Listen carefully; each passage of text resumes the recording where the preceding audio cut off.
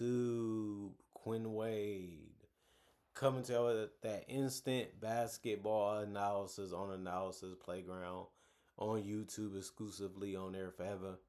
And we're gonna talk about how the Bulls kept hitting threes. Jalen Smith, Josh Giddey, Matas Buzelis, and the Rockets was hitting them too and making big shots too. But the Bulls was able to do it more and do it better than the Rockets, and they win 132 to 124. The Bulls go to 29 and 42 and 18 and 20 at home. The Rockets go to 43 and 28 and 18 and 18 on the road. Season series tied 1-1. The Rockets won the first game and the Bulls won this one. They don't see each other again into next season since the Bulls won't be a playoff or play-in team this year. Chicago won the first quarter 41 to 21, but they lost the second quarter 27 to 24 and the third quarter 39 to 30, and that allowed the Rockets to get back in the game. But since they still was trailing at the start of the quarter, they ended up going 37 to 37. They needed to make up more of the difference. They couldn't, so they lose to the Bulls by 8. Kevin Wayne Durant, 40 minutes for him. That was game high for the Rockets. He ended up scoring 40 points on top of that. Just some dangerous mid-ranges and some crazy three-pointers. And he had to make the hard and difficult ones to keep the Rockets in it since they was trailing. And he did for the most part. 15 to 23 from the field, 5 of 10 from 3, 5 of 8 from the free throw line. It was a good game. Some bad defense leaving some guys open, taking some gambles on certain players of the Bulls. They was able to find the holes in the Rockets defense and expose it for good looks, and they was able to make them on top of that. But Kevin Wayne Durant, I can get mine on my own. He did a great job of that, but he also had 7 rebounds, 5 assists, 4 turnovers, 1 offensive rebound, 1personal foul, and was a minus 18. And plus minus Jabari Smith Jr., 34 minutes, 6 points. He went 2 of 10 from the field, 1 of 7 from 3. I mean, he just couldn't make anything. He did make a nice 3 when it mattered, but if he would have made a couple more, it'd be a different game in the first place. But it wasn't meant to be in this one. 101 from the free throw line. He had 5 rebounds, 1 assist, and 2 turnovers. He also had 3 personal fouls and was a 0 and plus minus. Alperen Sengun was able to make some shots on the outside and also make a lot of hook shots and finishes around the rim. He had a 33.9 in 37 minutes. He went 16 to 19 from the field, only missing 3 shots. One of them was a three-pointer, and then he went 0 3 from the free throw line. So it's some shots that he needed to make. He couldn't get it done, but you can't put the blame on him because he also had 13 rebounds and 10 assists. That's a triple-double, and he held the ball a lot. He was still moving and trying to make things happen, and it ended up working more times than not when they was running the offense through him. He also had 2 steals, 2 blocks, 2 offensive rebounds, 4 personal fouls, and was a minus 6 and plus minus.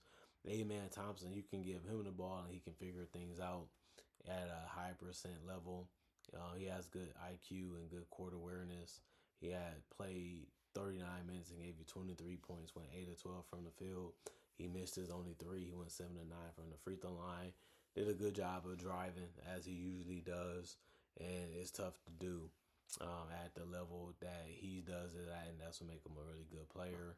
He also had 3 rebounds, 1 assist, 2 turnovers, 2 steals, 2 blocks. You know he's a good defender. You know he's going to make things difficult. You know he's going to take chances and risk and gamble sometimes too. Well, he had 5 personal fouls, and it can happen that way. He had 1 offensive rebound and a minus 12 and plus minus. Reed Shepherd, he got 13 points in 36 minutes. He went 5 of 17 from the field and 3 of 14 from 3. Like I said, if he's playing good and knocking down his threes, they're going to win a lot of those games. Tonight, he played good, but he wasn't knocking down his threes. And that gave Chicago a lot more opportunities to come back and score, and they was able to do it more better than the Rockets tonight. 5 rebounds for Shepherd, 6 assists for him, 4 turnovers, 2 steals, 2 blocks. You know, he's showing you that he can be a two-way player. As a young player, that's good to see that he can make some good defensive things happen. He did have 3 personal fouls and was a minus 17 and plus minus. Dorian Finney-Smith, he didn't score because he missed his only shot, which was a 3. He had 2 rebounds, no turnovers, no personal fouls, and was a minus 1 and plus minus. Jayshawn Tate, 3 minutes. He ended up getting a turnover, and that was it for his night. He was a 0 on plus minus. Tari Eason, he played 14 minutes. He had 4 points. He went 1 to 5 from the field, 0 to 2 from the 3 point line, 2 to 3 from the free throw line. So he ended up having a night where it looked like you needed more from him offensively, and he just couldn't give it to you. And that's why they put Reed Shepherd in, because he has a higher upside offensively than Tari Eason does. He did have 3 rebounds, 1 assist, no turnovers in the block. 2 offensive rebounds, 1 personal foul, was a +1 and plus minus.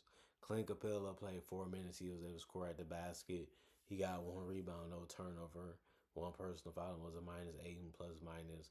Aaron Holiday was able to splash in 1 3. He missed the other ones. He had 1 rebound, 3 assists, and 2 turnovers and 2 steals. That's a good game from him. He did a lot for you in 21 minutes. And he had no personal fouls and was a +22 and plus minus. Josh Okogie, 3 minutes. He ended up missing his only 3 pointer, and that was his only shot. He had 1 rebound, no turnovers, and then no personal fouls, and was a -1 and plus minus. And then you look at them Bulls. Every single one in the starting lineup scored in double figures. Everybody off the bench was able to score two. So this was a complete team effort. Jalen Smith, 26 minutes, 15 points. The dagger three that he was able to hit in the corner. He went 6 of 8 from the field though, and 3 of 5 from three. He had 6 rebounds, 2 assists, 3 turnovers, 2 blocks, 1 offensive rebound, 4 personal fouls, and was a +17 and plus minus. He also played real well for them throughout the entire game, whether that was finishing or stretching the floor and being a threat out there and actually making the shots. Matas Buzelis did a good job of pulling up from three and driving. He went 8 of 16 from the field, 5 of 9 from three, 2 of 2 from the free throw line. He had 23 points, so a big night from him, and he was very efficient in how he attacked and how he thought about taking his shots, and it worked out for him in this one more times than not.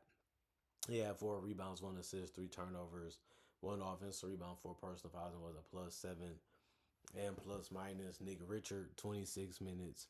He ended up having 11 points. He went 3 of 7 from the field, 1 of 2 from three, 4 of 6 from the free throw line. Good scoring for him. Just wish he would have made the easy ones that he ended up missing.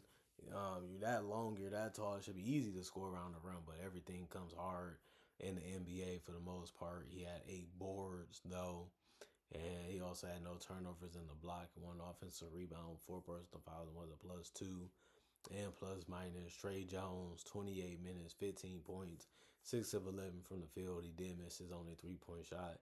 3 of 4 shooting from the free throw line is what he was able to give him. Just a good efficient night from him. Good speed, good quickness, good decision making from him. Even if he was passing, he had 6 assists with only 1 turnover. He had 5 rebounds, two steals, 2 personal fouls, and was a +13 and plus minus. Josh Giddey didn't shoot the ball that great, but he had good timing sometimes throughout the game. Whether that was scoring or setting up his teammates, he kept his head up to make either play. He went 4 of 14 from the field, 3 of 8 from three, 4 of 4 from the free throw line. He had 7 rebounds, 2 turnovers, 2 steals, and a block.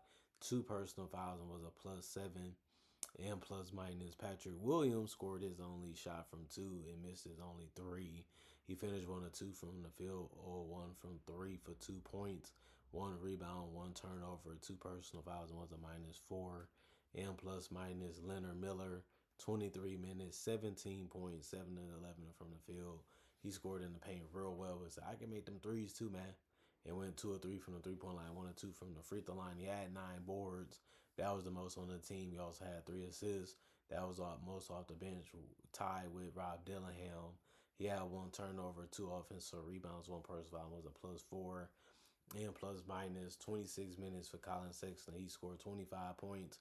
The jump shot was working for him a little bit in this one, and also the attack off the dribble worked real well for him. He went 9 of 10 from the free throw line, 4 of 7 from three, 6 of 14 from the field. He had 4 rebounds, 2 assists, 2 turnovers, and 3 steals. The 3 steals was game high for the Bulls. He also had 2 offensive rebounds, 1 personal foul, was a +2 and plus minus. And then Rob Dillingham came in and gave y'all another good game. He's been good for the last couple weeks. 18 minutes, 9 points. He went 4 of 7 from the field, 1 of 2 from three.